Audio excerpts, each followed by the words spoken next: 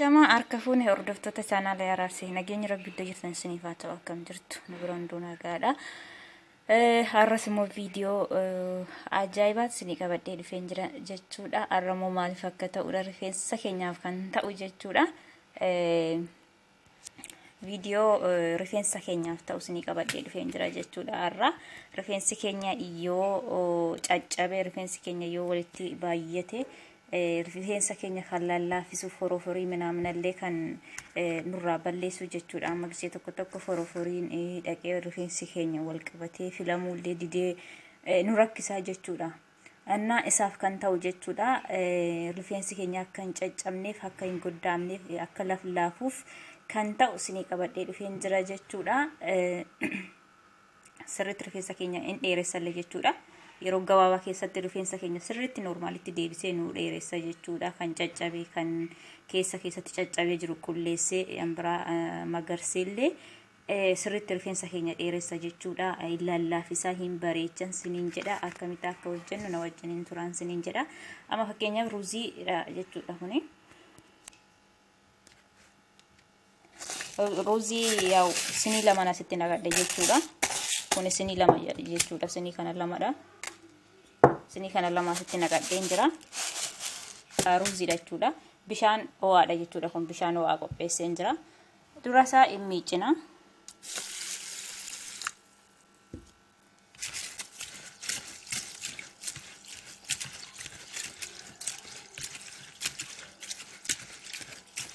Miicina jechuudha sirriitti ruuzii. Egaa miicineeti booda bishaan isaa isa sana keessaa naqna.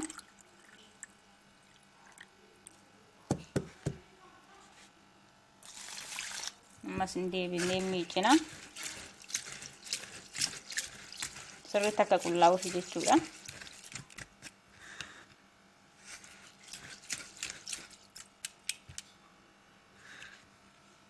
Keessaa naqanna ammasi.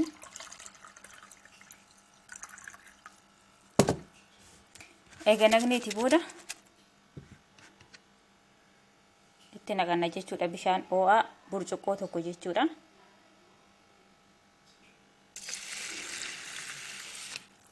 Bishaan ho'aa akkasitti egaa naqanneeti booda qodaa akkanaatti naqanna jechuudha.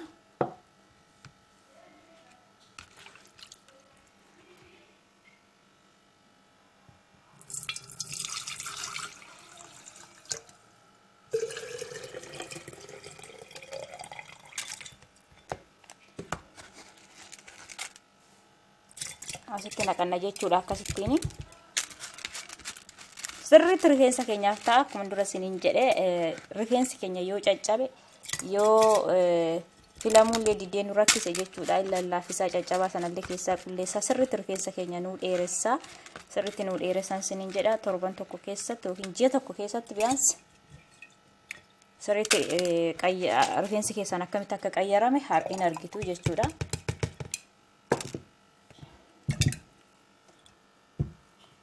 Kana kuni burtukaana jechuudha. Qola burtukaanaa jechuudha. Kan akkasittiin burtukaana irraa qola isaa bichaadha jechuudha. Kan inni godhadhu kana qola isaati jechuudha. Akkuma kinuutti qola isaati bichaadha jechuudha kuni. Qola isaa kana akkana gootanitti egaa irraa quncifattaniiti booda asitti naqattu jechuudha bishaan sana keessatti jechuudha.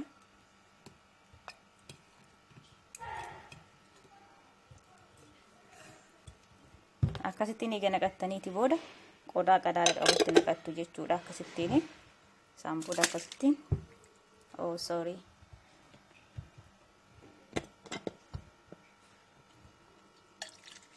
akkasitti waliin dhooftu jechuudha.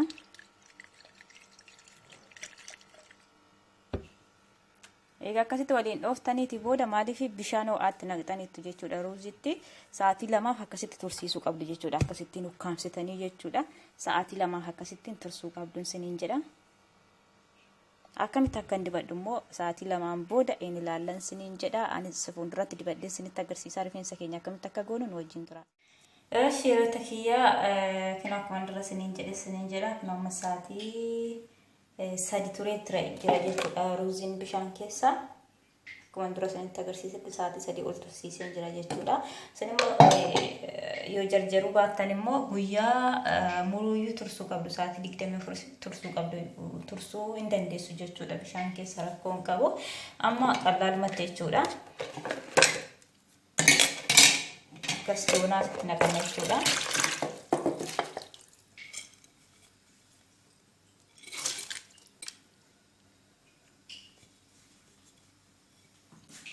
Akkasittiin asitti naqanna jechuudha. Gisee naqanneetii booda akkas goona jechuudha. Sirriitti amma laafee jira jechuudha. Akkuma isaatii caccaba jechuudha ruuziin. Akkas goona jechuudha. Qola burtukaanaa wajjin walitti.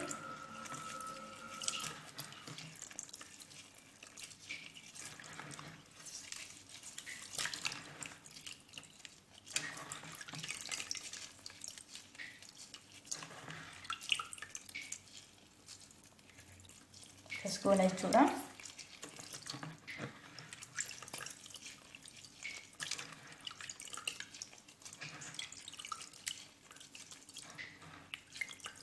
Akkasittiin sirriitti sukkuumanna jechuudha. Maaliif akka sirriitti hin caccabsine jechuudha. Caccabsan sirriitti.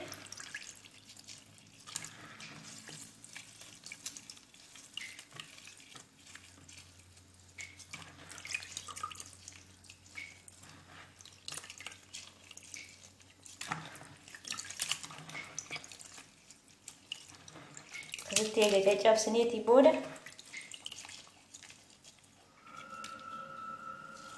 amma bishaan isaa nuuf furdateera jechuudha.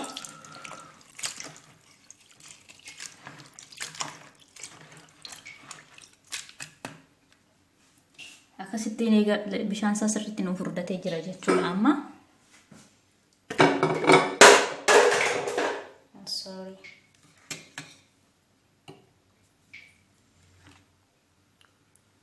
San booda akkas goone jechuudha.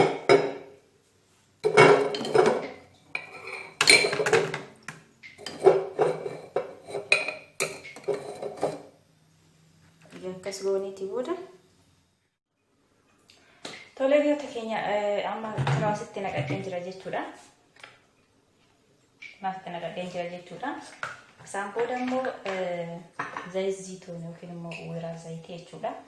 Xiqqoo ishiitti naqanna jechuudha.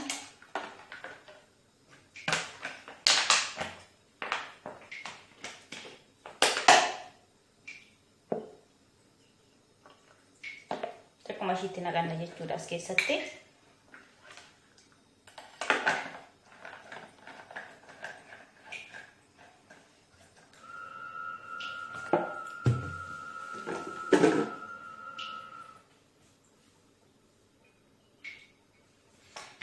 Isaan booda akkamitti akka dibannu እንግዲህ isinitti agarsiisan siniin jedha. Isaan booda fudhanna. እንግዲህ rifeensa keenya akkuma dura siniin jedhe dheerina rifeensa keenyaatiif kan ta'u rifeensi keenya yoo caccabe irra caalayyuu rifeensa keenya sirriitti kan nu sirreessudha siniin jedha. Mee akkamitti akka dibannu wal wajjin haa ilaallu.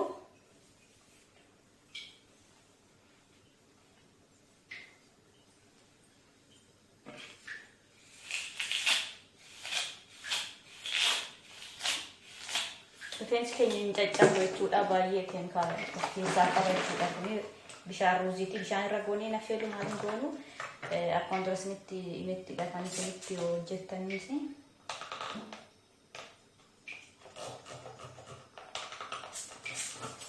Asitti jechuudha. Rifeensa keessa isaatti akkasitti batalee warri foroforii qabdan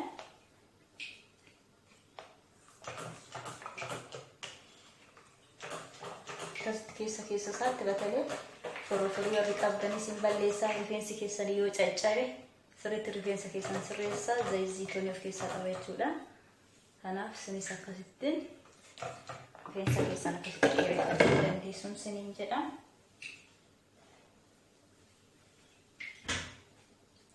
Maaliif sa'aatii 2 ofirra tursuu qabdu. Sa'aatii 2 ol jechuudha. Rakkoon ka'u garuu akka isaatti sa'aatii 2 ol ofirra tursuu qabdu.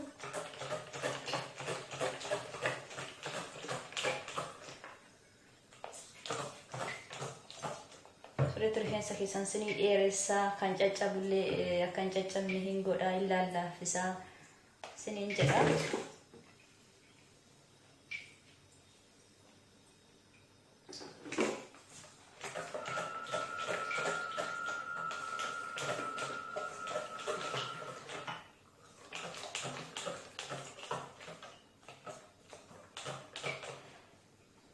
Sirriittiin akkasittiin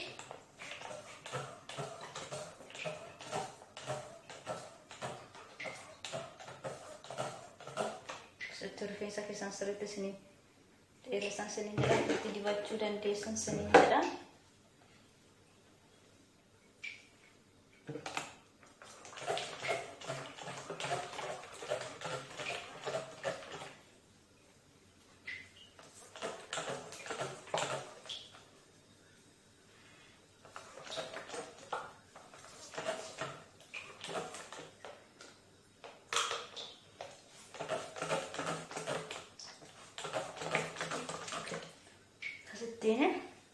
Sirriitti keessa isaa dibachuu qabdu. Itti godhachuu qabdu jechuudha. Keessattuu warri rifeensi keessan jabaatee isinii filamuu didee sirrakkisu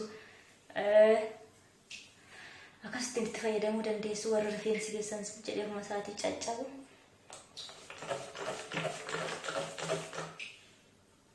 Na sa'aatii 2 ol ofirra tursuu qabdu.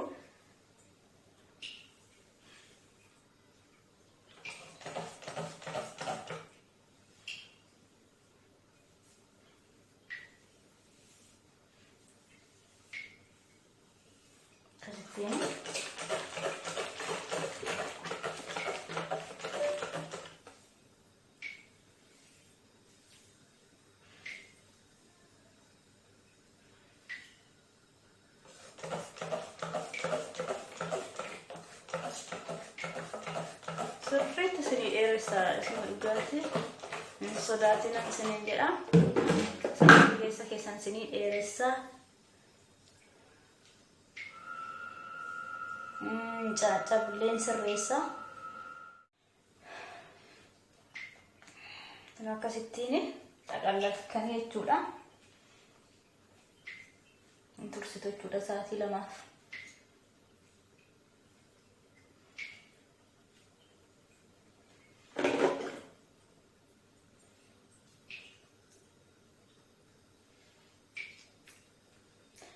Isaan booda dhiifamaan garuu feestaaliin qopheessinee nan dagadhe. Isaan booda akkasittiin intirii gootanii rifeensa keessan sirriitti intiniidhaan jechuudha. Feestaalaan xiqillee eega gootaniitii booda anamma fakkeenyaaf feestaaliin qopheessinee nan dagadhe. Dhiifamaan siniin jedha garuu feestaalitti godhatanii isaan booda akkas shaashiidhaan hiitanii tursitu siniin jedha.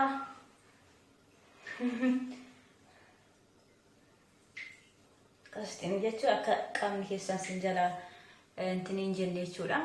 Kanaaf sinis immoo akkasittiin tursitanii sa'aatii 2 olis tursuu qabdu. Rakkoon qabuun siniin jedha. Ammas sa'aatii 2 ol ittiin taa'ee rifeensa kiyya miiccadhee sinitti deebi'aa maal akka ta'u akkamittiin akka bareedu rifeensa kiyya sinitti agarsiisa. Nu wajjiniin tura.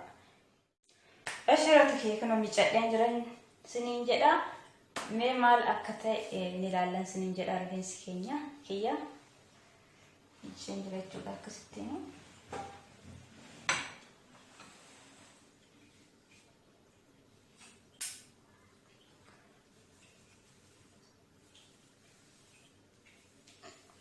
Maaliif gabaabuma yoo ta'e caccabaan qabu jechuudha rifeensi kiyya. Akkasittiin lallaafa jechuudha.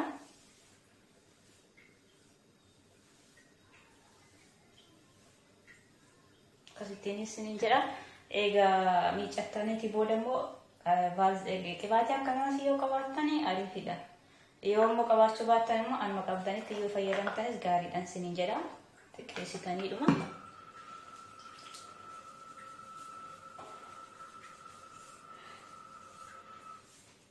Akkasittiin.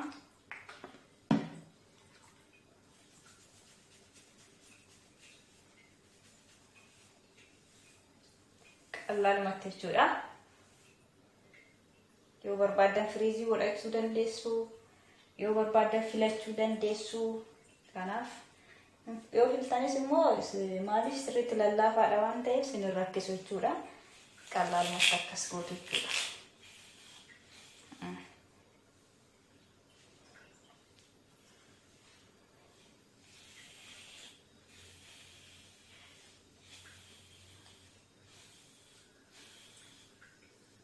Qalaalumatti jechuudha.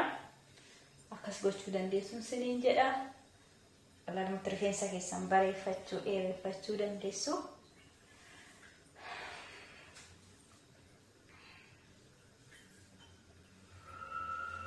Kanaaf channel kiyya warri haaraa taatan like, subscribe, share na gochuun dagatinaan isiniin jedha.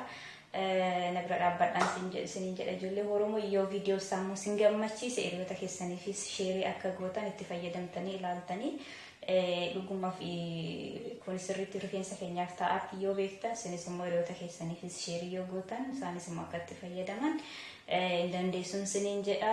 Yaada qabdan immoo koomeentii jalatti naa barreessuu dandeessuun isiniin jedha. Kanaaf anis gaaffii keessan deebisuudhaaf qophiidha, rakkoon hin jiru. Kanaaf akkasumatti rifeensa keessan qalaalumatti bareeffattanii dheereffachuu dandeessu. Maaliif hin caccabu jechuudha. Waan fedhe ta'eeti hin caccabu jechuudha. Akkasitti innaa fayyadamtan hin caccabu rifeensi keenya tokko illee hin ba'u. Akkasitti jechuudha. Innaa kanaaf itti fayyadamuu dandeessuun isiniin jedha. Viidiyoo biraatiin hanga walitti deebinutti turtii gaarii.